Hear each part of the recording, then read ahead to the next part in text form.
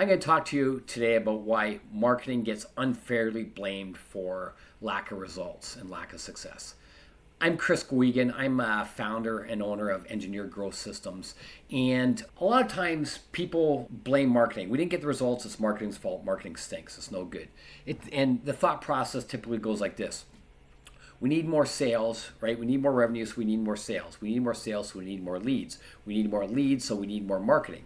So what's the latest traffic thing that we can do? And people focus on the traffic. Is there anything wrong with that? Maybe. Let's look at that. So I found that there's three main things that really contribute to marketing.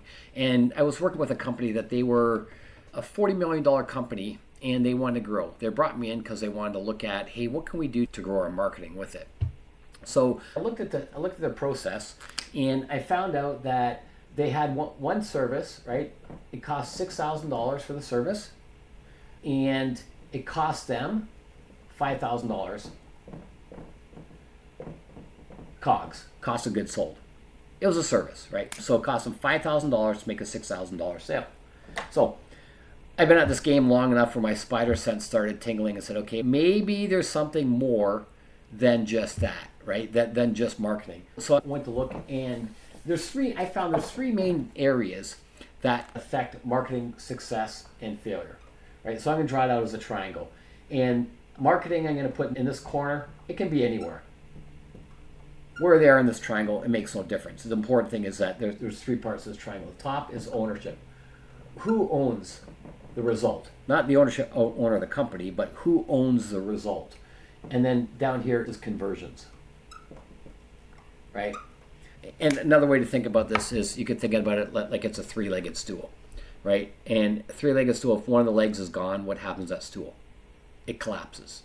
So if any one of these three is missing, that stool is going to collapse. So back to this client. It costs them $5,000 to make a $6,000 sale. So to me, it's okay. The best marketing in the world is not going to fix that problem. To me, there's a problem in the conversion system.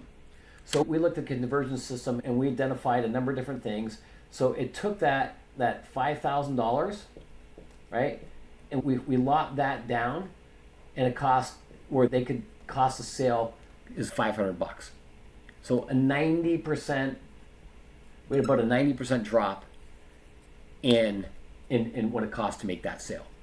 How we did that, there's a number of different things we looked at, but we looked at their sales process, their conversion process, and found a number of things that need to get fixed in there. So picture that, right? You're selling millions of dollars of a $6,000 service, and it's costing you $5,000, and now we reduced the acquisition cost by 90%.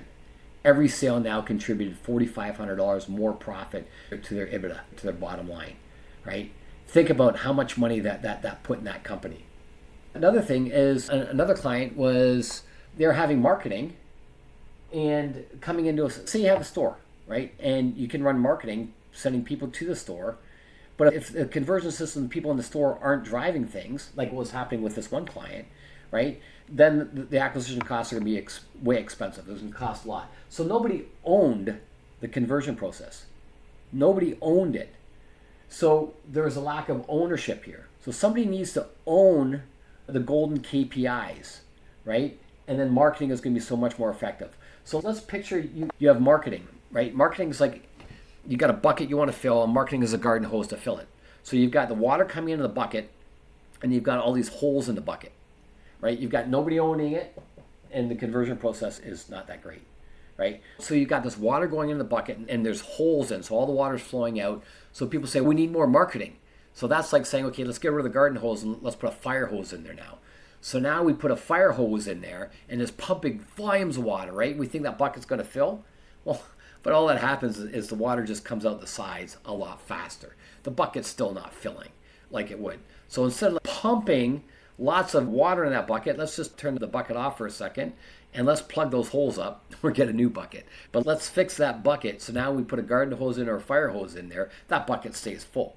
Right? And that bucket is the money, it's the revenue, it's a profit, it's returns, it's all those good things. So you got to have three things. You got to have marketing.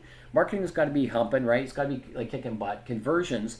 If marketing's sending people to a broken conversion system, your sales team isn't taking calls right. If you got sending people to a store and your sales staff is not greeting people right, not treating people like they're $1 million, not educating them, not helping them buy, your marketing effectiveness is going to be going off a cliff. And if nobody owns the results, right, of it, then there's a lack of ownership. So if marketing is responsible for the conversions and the ownership, it's not, because you got multiple people in multiple areas involved. So you got to have all three. You got to have ownership, marketing, and conversions. If you're missing one of those three, then things are going to be like in the toilet, and marketing always unfairly gets the blame for that, right? To grow your business and really scale and really do some fun things, you got to fix all three. All three of these things got to be cranking and cooking. Hope this helps. Go to work on those things, and let's put more joy and excitement in your business. Let's scale your business 10x. Have a great day.